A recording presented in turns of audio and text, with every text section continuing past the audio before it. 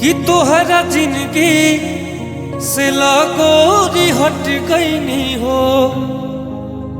Rail गड़िए के नीचे या कि कट गईनी हो। कि तोहरा जिंदगी से लागोरी हट गईनी हो। रेल गड़िए के नीचे या कि कट गईनी हो। अब का बारू परेशान तू बचावे खातिर काश तनिका सरवले होई तू पावे खातिर। काश तनिका सरवले होई तू पावे खातिर।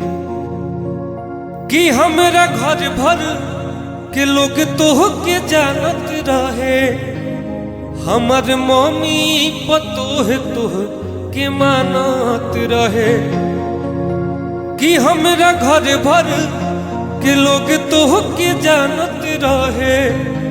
हमर मम्मी पतोह तोह के मानत रहे।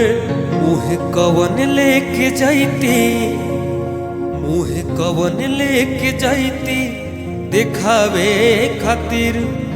काश तनिका सरवले होई तू पावे खातिर। काश तनिका सरवले